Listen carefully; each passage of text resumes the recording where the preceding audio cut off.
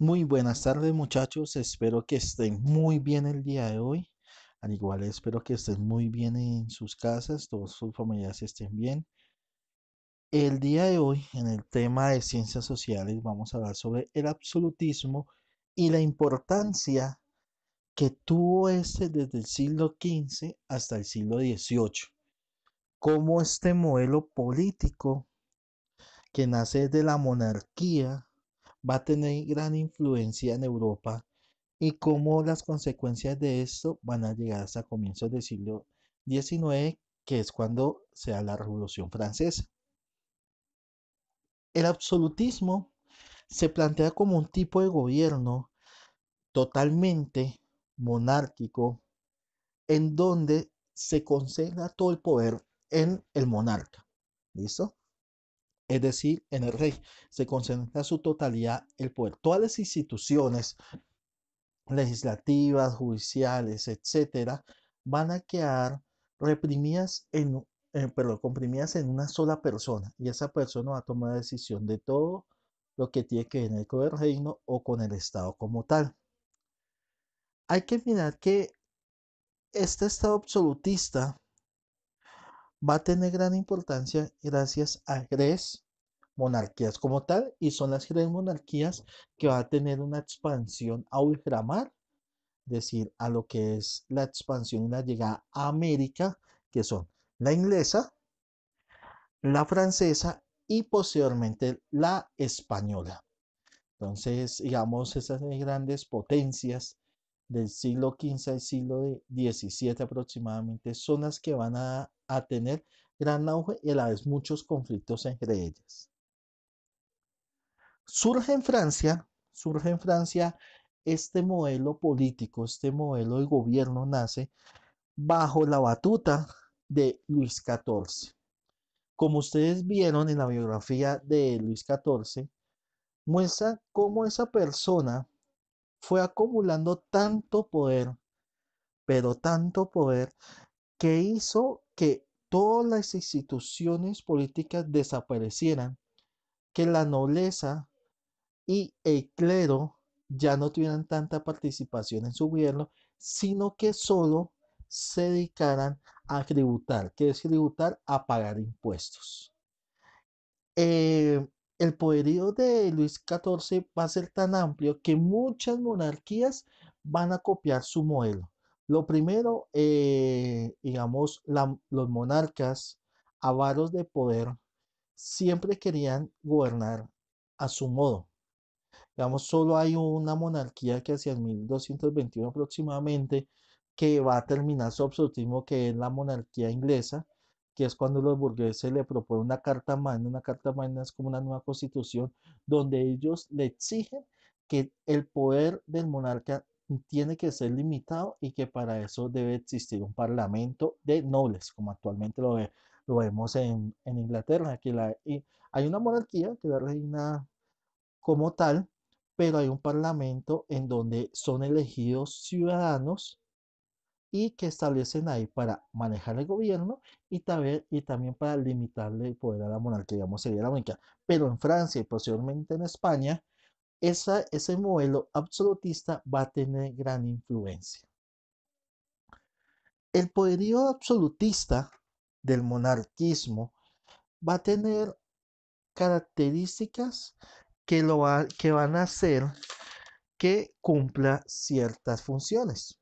Digamos, lo primero, el rey va a permanecer en el poder durante mucho tiempo. Lo que el monarca diga va a ser establecido como una ley. Él decide que se hace, en pocas palabras, quién vive, quién muere.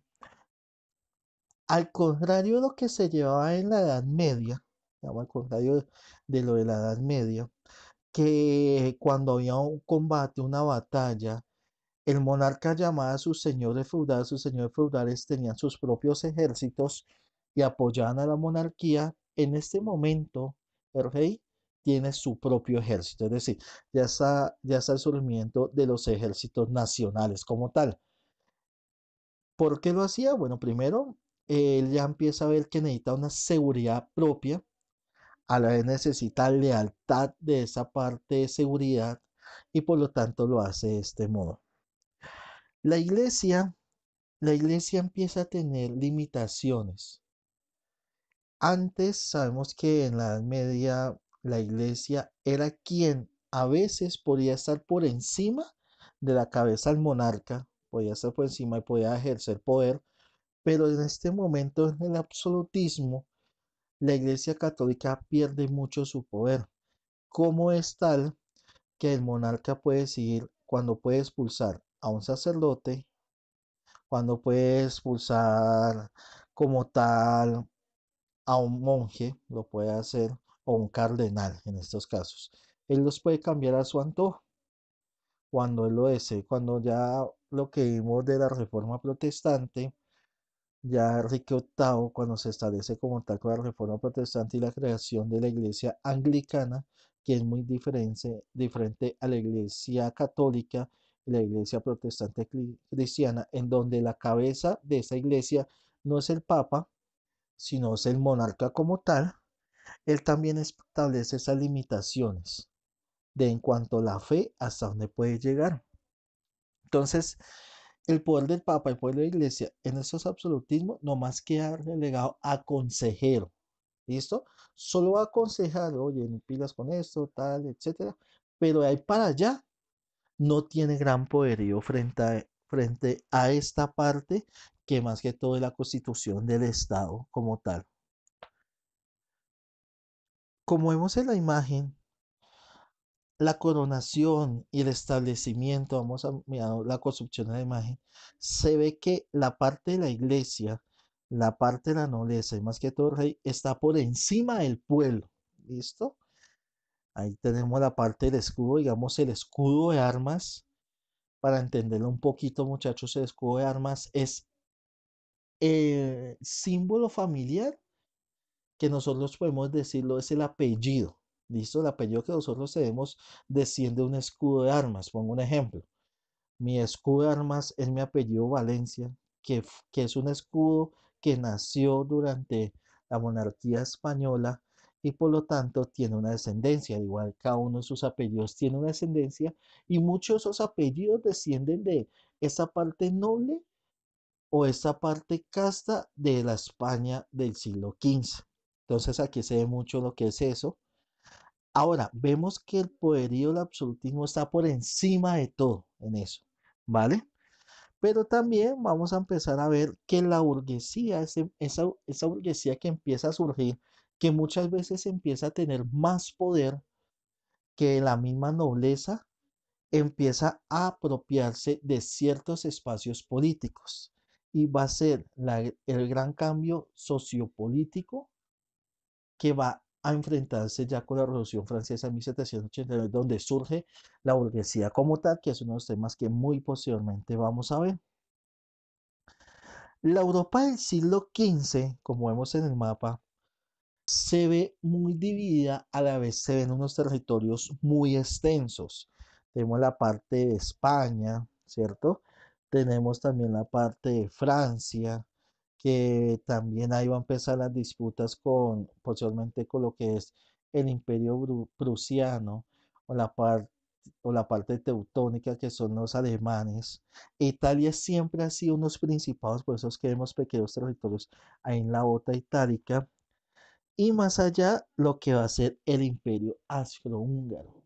El imperio austrohúngaro que posiblemente vamos a hablar con él, cómo tiene relación con la monarquía española, ya que si se acuerdan cuando hablamos en el feudalismo, el surgimiento de las monarquías nace como una necesidad de donde los señores feudales empiezan a generar algo que se llama matrimonio, en donde no es algo de amor, sino una necesidad en donde se necesitan crear alianzas y la mejor alianza es el casamiento entre hijos para expandir territorios. La mayoría de las monarquías del siglo XV, XVI, XVII y prácticamente hasta la Primera Guerra Mundial se realizó entre familiares o la unificación de monarquías. Entonces, ya hacia el siglo XVI aproximadamente, el mismo monarca, el mismo rey de España, era emperador del imperio austrohúngaro. ¿Listo? Entonces empieza a ver esas dinámicas frente a la expansión política, la expansión económica y la expansión geográfica. ¿vale? Hasta ahora el imperio ruso está surgiendo. Los Rosh, no sé si ustedes han visto Vikingos, que hacia esta época, en el siglo XIII, XV aproximadamente, se empieza a crear ese imperio ruso que posiblemente va a ser uno de los más grandes de Europa, al igual que el imperio español, el imperio inglés. Entonces la dinámica entre poderes de acá se empieza a dar porque el poderío que empieza a tener los absolutistas, los monarcas absolutistas, ya nombrado inglés, francés, español, hace que su avaricia de poder genere enfrentamientos entre las mismas naciones. Es decir, el ejército que habíamos visto, que es creado para proteger la monarquía absolutista, ellos por expansión va a generarse eso. Y uno de los mayores conflictos es entre Francia, Gran Bretaña, la guerra de los 100 años, también posteriormente con la colonización de, de América se va a dar un enfrentamiento directo entre España y Gran Bretaña, que además que todo van a ser toda la parte de la piratería, va a surgir esa parte de piratería y se va a dar después la expansión geográfica, ya que la expansión geográfica también determinaba el poder que tenía cada nación absoluta. Ahora, todo esto configurado a lo que es el absolutismo va a generar que el monarca siempre tenga la razón por encima de todo. ¿Qué era lo único que lo limitaba en sí? Lo único que limitaba el poder del monarca absoluto era Dios. Es decir, como el rey Sol, que era considerado Luis XIV, ¿cierto? Él dice, yo soy la representación de Dios en el mundo, la parte terrenal. Yo soy esa representación y por lo tanto, el único que me puede limitar es Dios. Entonces de ahí vamos a ver esa parte antropomórfica, es decir, donde la representación de Dios puede ser transmitida o representada por medio de un hombre, en esta época más que todo el monarca, se ve muy establecido y por lo tanto la reverencia, la creencia de que ese estado, que ese gobierno, ese ideal es porque Dios lo quiso hacer así, que es lo que posteriormente van a pelear los franceses al decir, yo, ¿cómo voy a aceptar la creencia de que esa persona que está gobernando fue elegida por Dios? ¿Qué tal que Dios nunca lo había elegido y esa persona se lo inventó? Que ahí nace el aspecto democrático de la Revolución Francesa, donde dice, a mí me tiene que gobernar, es un representante escogido por los hombres, porque a mí nadie me asegura que esa persona haya sido elegida por Dios, que es lo que vamos a ver aquí en esta imagen.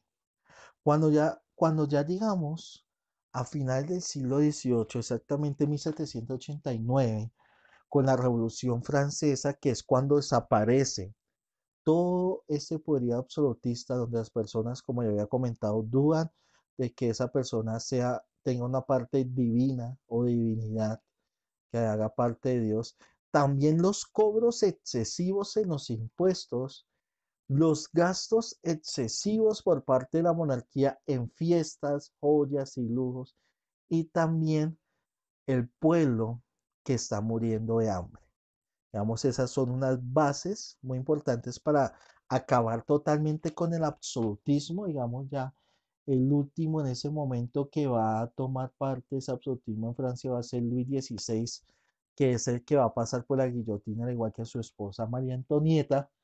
Pero es eso en donde el ser humano empieza a tomar un pensamiento racional y ya va a dejar de parte de la absolutista y vamos a llegar a la parte de la ilustración, que es nuestro próximo tema. ¿Listo, muchachos? El absolutismo es esto, donde una sola persona acumula tanto poder que decide cómo se gobierna, cuáles son las leyes que se deben impartir y cómo tiene que funcionar el Estado. Listo, muchachos, muchísimas gracias, les agradezco mucho. Este es el video del absolutismo y nos vemos en la próxima clase. Gracias.